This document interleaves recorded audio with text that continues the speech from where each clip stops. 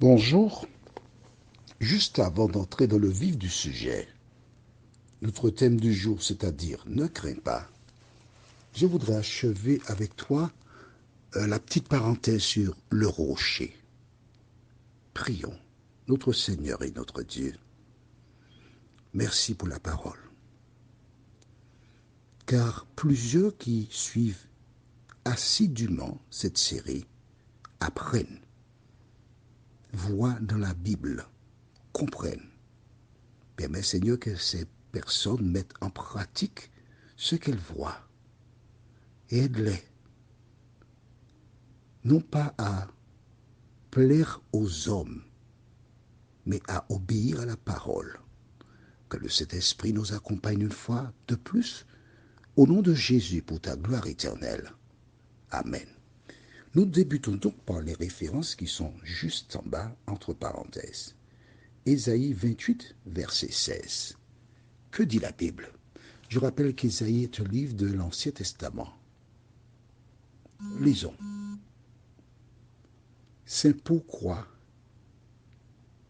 ainsi parle le Seigneur l'Éternel. Voici, j'ai mis pour fondement en Sion une pierre éprouvée, une pierre angulaire de prix solidement posée. Celui qui la prendra pour appui n'aura point hâte de fuir. De quoi s'agit-il? De qui s'agit-il?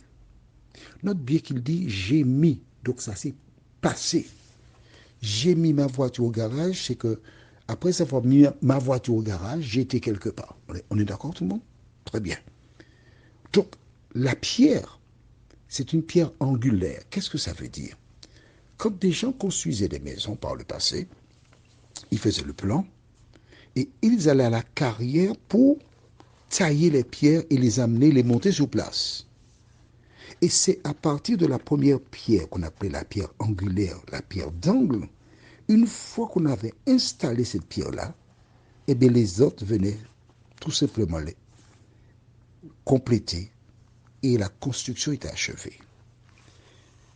Allons dans le livre de 1 Corinthiens chapitre 3 et nous lirons les versets 1 jusqu'au verset 11.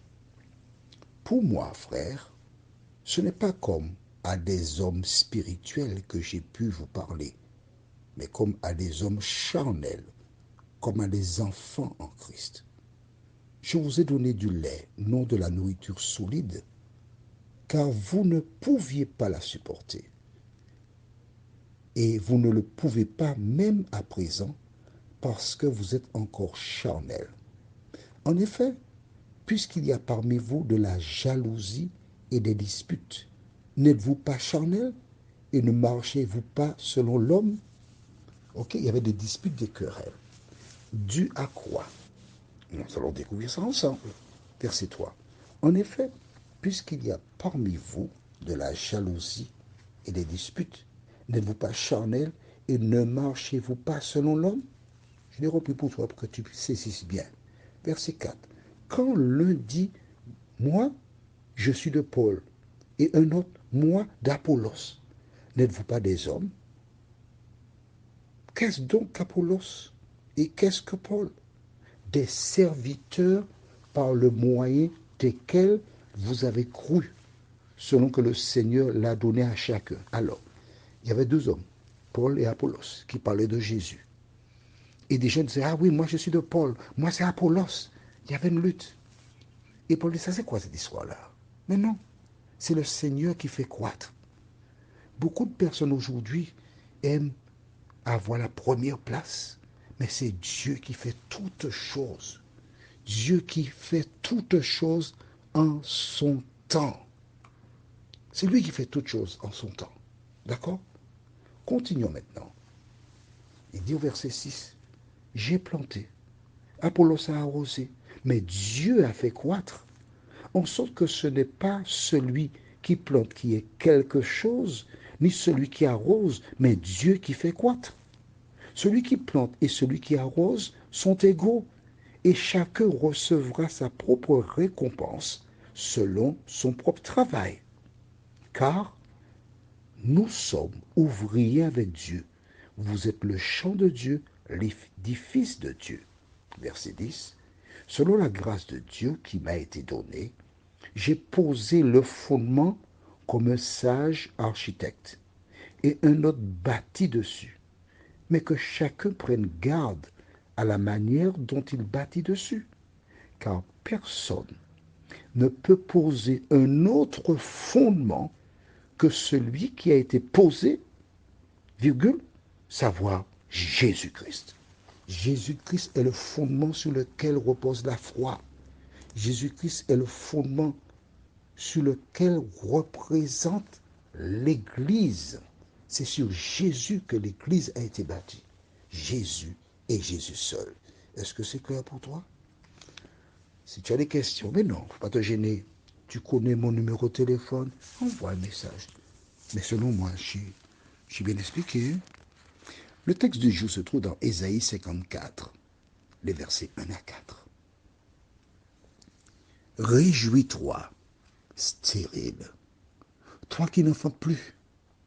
Fais éclater ton allégresse et ta joie, toi qui n'as plus de douleur. Quand les fils de la délaissée seront plus nombreux que les fils de celle qui est mariée, dit l'Éternel. Élargis l'espace de ta tente, qu'on déploie les couvertures de ta demeure. Ne retiens pas, allonge tes cordages et affermis tes pieux, car tu te répandras à droite et à gauche. Ta postérité envahira des nations et peuplera des villes désertes. Ne crains pas, car tu ne seras point confondu. Ne rougis pas, car tu ne seras pas déshonoré. Mais tu oublieras la honte de ta jeunesse et tu ne te souviendras plus de l'opprobre de ton veuvage. Amen. Tu vois? Dieu te dit, réjouis-toi, stérile, toi qui n'enfantes plus. Là, ça sous-entend une personne qui avait enfanté. D'accord. Tu es devenu stérile, réjouis-toi. Alors certains me diront, oui, mais ils ont quand même eu des enfants avant, mais moi je n'ai rien eu. Mais non, chérie, mais non. Dieu t'aime. Et quand je dis chérie, c'est-à-dire que je te chéris. Chérie vient du verbe chérir. Je chéris ma soeur, mes frères. Je chéris. Alors, tu préfères mon ami? Ah ben d'accord. Écoute mon ami. Rappelle-toi que Dieu t'aime et qu'il donne toujours à son enfant ce qu'il y a de meilleur pour elle, pour lui. Mon père m'a raconté, un jour une femme avait un fils. Ce fils connaissait la parole. Il récitait des psaumes. Il était brillant.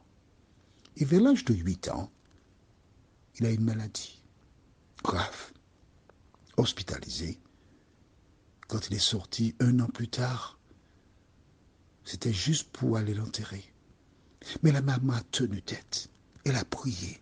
Elle a fait des promesses. Elle a fait des doigts à Dieu. Seigneur, guéris mon enfant. Quand une personne venait le voir et disait, Seigneur, que ta volonté. Non! Dit, Seigneur, guéris mon enfant. Et les gens disaient, Seigneur, guéris son enfant. Guéris. Tout le monde disait, guéris, guéris, guéris.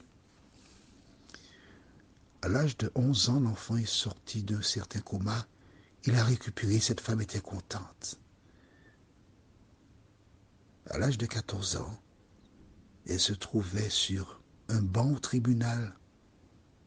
Son fils avait tué 2 personnes et disait, Seigneur, pourquoi tu ne l'as pas pris, Seigneur? Seigneur, pourquoi tu ne l'as pas pris? Seigneur, pourquoi tu ne l'as pas pris, mon Dieu? Pourquoi tu m'as écouté? Tu es Dieu, c'est toi qui te savais. Mais tu as reproché Dieu de ne l'avoir pas pris.